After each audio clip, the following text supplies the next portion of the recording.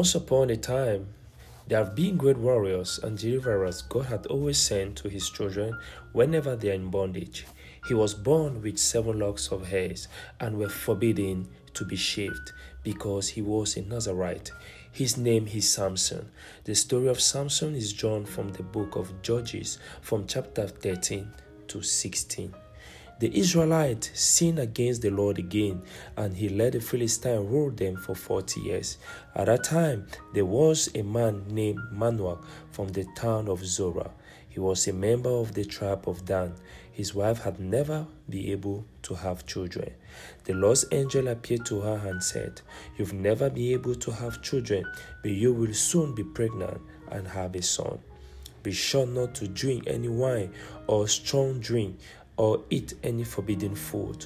And after your son is born, you must never cut his hair, because from the day of his birth, he will be dedicated to God as a Nazarite. He will begin the work of rescuing Israel from the Philistines."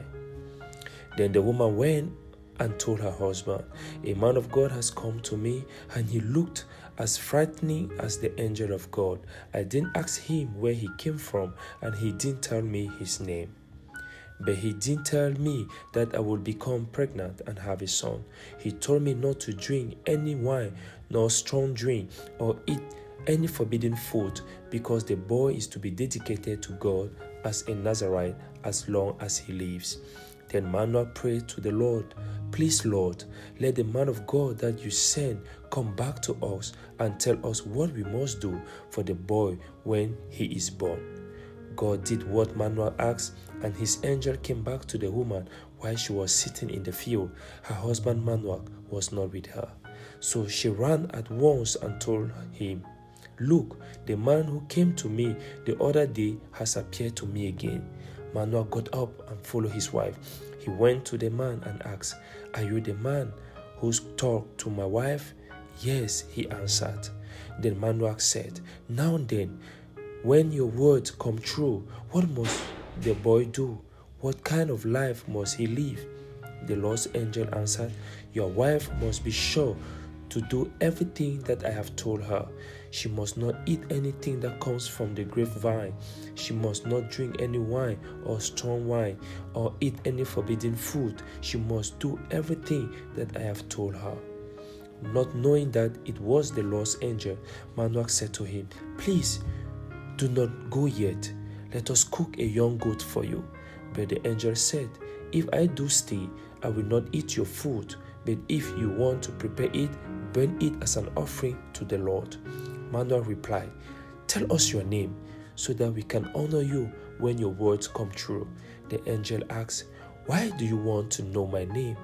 It is a name of wonder." So Manoah took a young goat and some grain and offered them on the rock altar to the Lord who works wonders. While the flames were going up from the altar, Manoah and his wife saw the Lord's angel go up towards heaven in the flames. Manoah realized that the man had been the Lord's angel, and he and his wife drew themselves face downward on the ground. They never saw the angel again. Manoah said to his wife, "We are sure to die, because we have seen God." But his wife answered, "If the Lord had wanted to kill us, he would not have accepted our offerings. He would not have shown us all this or told us such things at this time." The woman gave birth to a son and named him Samson. The child grew, and the Lord blessed him, and the Lord's power began to strengthen him while he was between Zorah and Eshtaol in the camp of Dan. One day, Samson went down to Timnah, where he noticed a certain young Philistine woman. He went back home and told his father and mother. But his father and mother asked him, "Why do you have to go to those heathen Philistines to get a wife? Can't you find someone in our own clan among all our people?"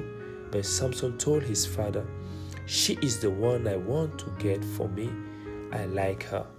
His parents did not know that it was the Lord who was leading Samson to do this, for the Lord was looking for a chance to fight the Philistines. At this time, the Philistines were ruling Israel.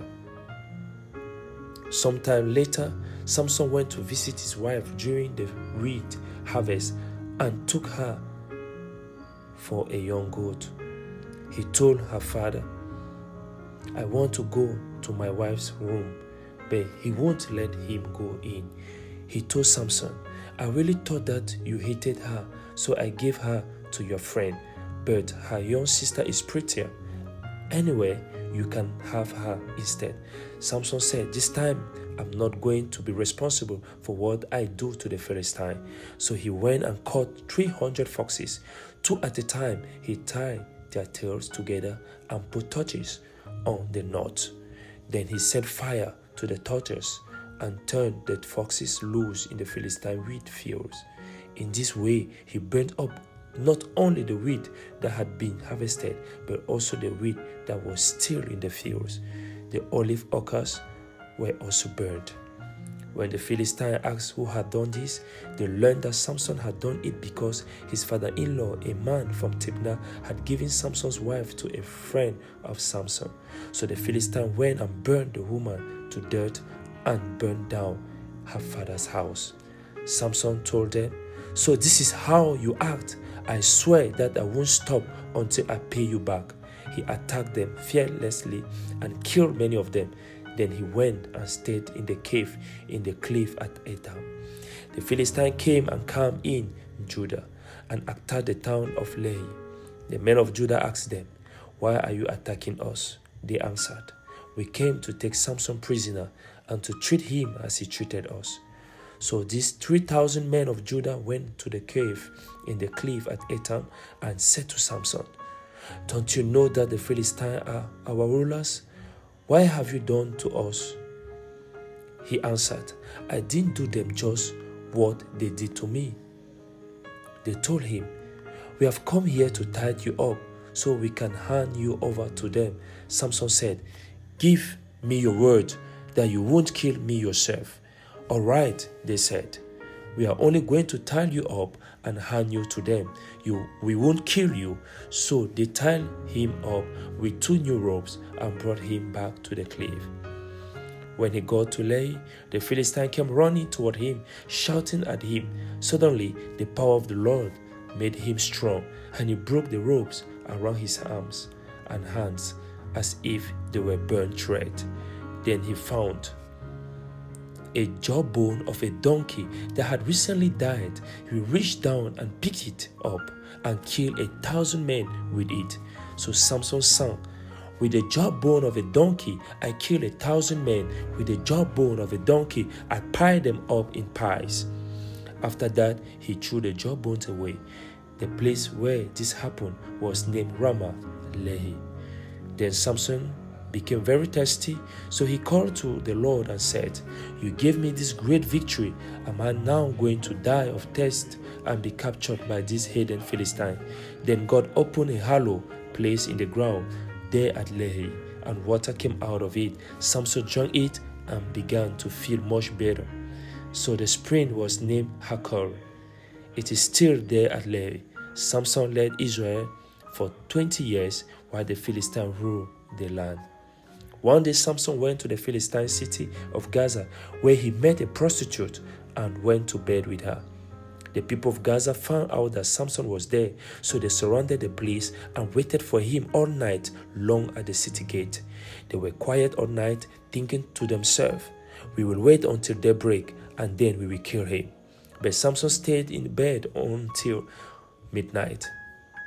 Then he got up and took all the city gate and put it up, doors, posts, lock and all. He put them on his shoulders and carried them far off to the top of the hill overlooking Hebron.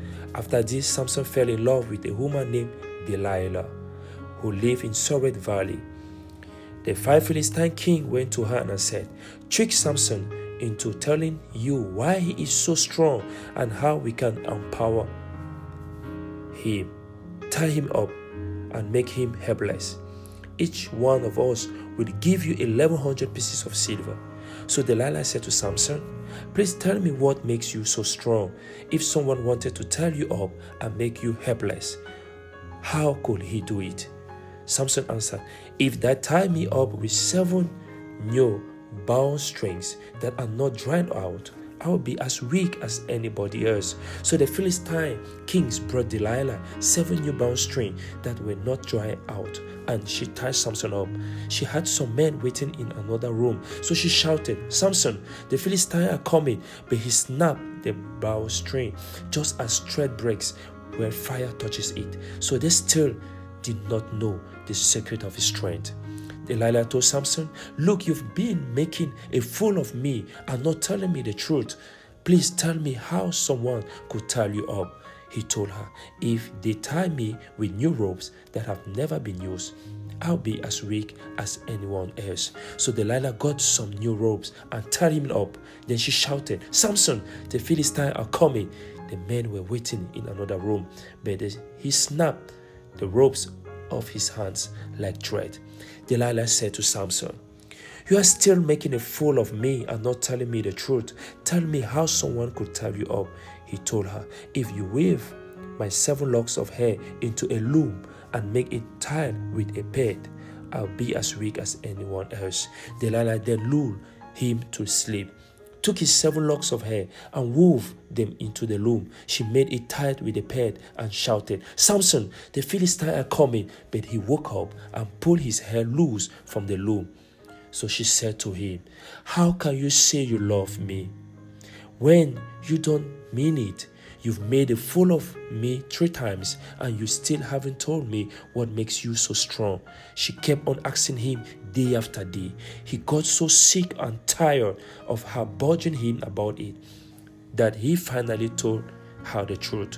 "My head has never been cut," he said. "I have been dedicated to God as a Nazarite from the time I was born.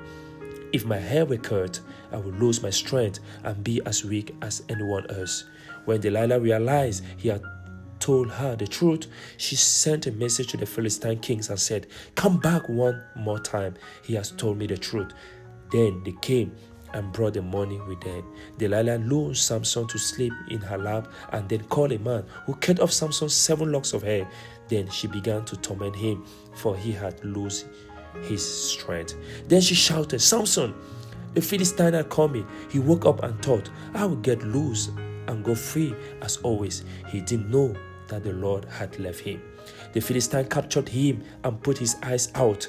They took him to Gaza, chained him with bronze chains, and put him to work grinding at the mill in the prison. But his hair started growing back. The Philistines' king met together to celebrate and offer a great sacrifice to their god Dagon. They sang, "Our God has given us victory over our enemy Samson." They were enjoying themselves, and so they said, "Call Samson and let's make him entertain us." When they brought Samson out of the prison, they made him entertain them and made him stand between the columns. When the people saw him, they sang praise to their God. "Our God has given us victory over our enemy, so devastated our land and killed so many of us." Samson said to the boy who was leading him by the hand, "Let me touch the columns that hold up the building. I want to lean on them." The building was crowded with men and women. All 5 Philistine kings were there, and there were about 3,000 men and women on the roof watching Samson entertain them. Then Samson prayed, "Sovereign Lord, please remember me. Please, God, give me my strength just this one time more, so that with this one blow I can get even with the Philistine for putting out my 2 eyes." So Samson took hold of the 2 middle columns, holding up the building. Putting one hand on each column, he pushed against them and shouted, "Let me die with the Philistine." He pushed with all his might, and the building fell down on the 5 kings and everyone else. Samson killed more people at his death than he had killed during his life. His brothers and the rest of his family came down to get his body. They took him back and buried him between Zorah and Eshtaol in the tomb of his father Manoach. He had been Israel's leader for 20 years. Here comes the end of the story of Samson.